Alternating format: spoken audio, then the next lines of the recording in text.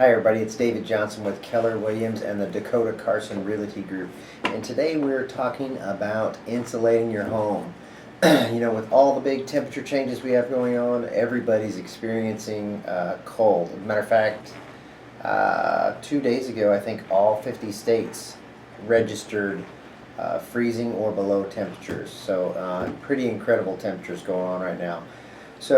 But both cold and hot are affected by the way your house is set up. So let's just talk about some helpful hints that we can help save everybody money, keep your health a little bit better, and also make your house a little bit more comfortable just to be in, whether it's hot or cold. First things we're going to talk about is caulking the gaps. Oftentimes you can see small gaps in your trim around your doors, trim on the floor, trim around your windows, and there is air moving through those gaps. So you can just take a paintable caulk, preferably from any of your hardware stores, run it through the gaps, paint over it real quick, gonna seal it up great. The next thing is, if those gaps are a little bit larger, they have great expandable and non-expanding foam nowadays.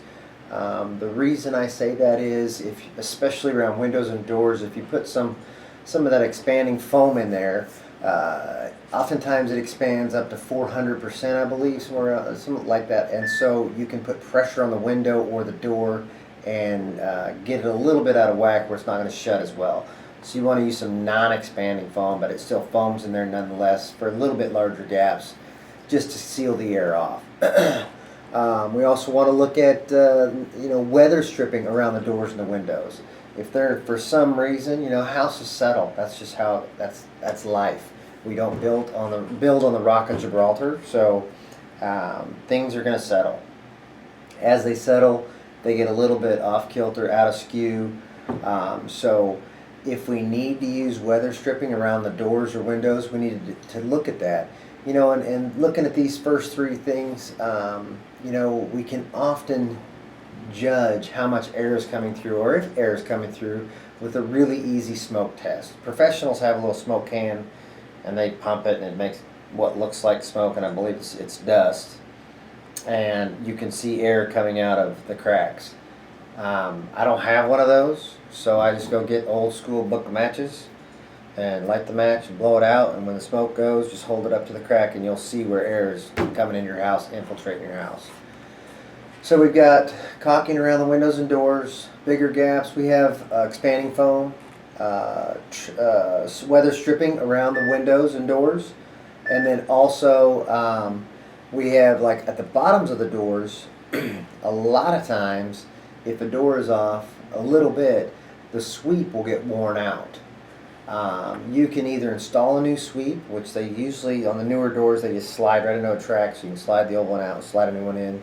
Or they also have, in a lot of your craft stores, it's just a piece of fabric that it's flat in the middle, and it's got, I think they're like sandbags, bean bags, and they just slide under the door. It's flat in the middle, two small bean bags on the sides, and it slides under the door and keeps that air from coming under the door.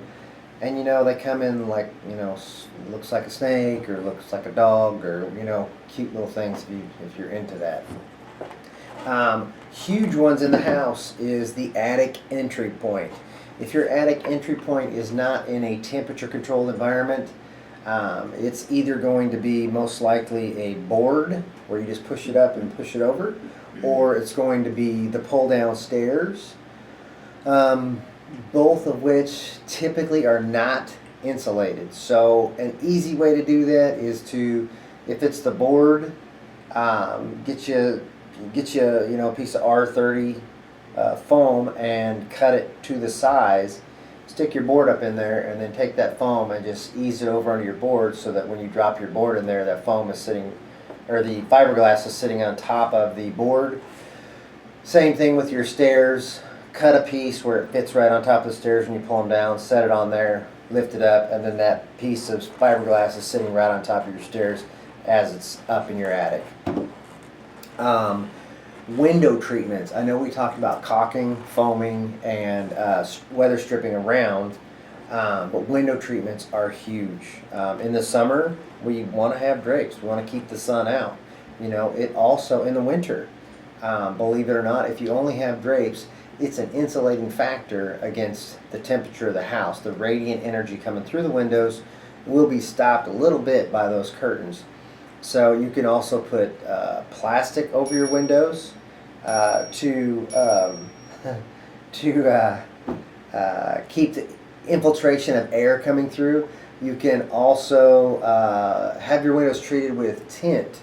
They have phenomenal, really high-tech tints out nowadays that are great in the winter and the summer. So it just depends on what level you want to go to with your windows. On your ducts, you know, if you have an older house, especially, I see this a lot in the inspections that we do on these older homes that we sell. Have a professional HVAC guy come out, check out your system. We see ducts all the time that are uninsulated, ducts that are leaking air under the house or above the house, and just dumping energy everywhere. So have them sealed up, have them insulated, make sure there's no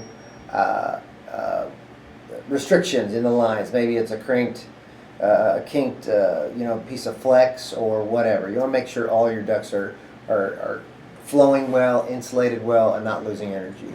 Last but not least is going to be insulate your attic. The largest percentage of your energy is lost through the roof. So you want to make sure you have at least, in my opinion, R30 or above in your attic space. Add all those things together and you'll really start counting the savings and the comfort in your house. If you guys need anything else to do with real estate, please call us here, the Dakota Carson Realty Group at Keller Williams. Our number is 761-4332. We'd love to help you out. Thanks and have a great day.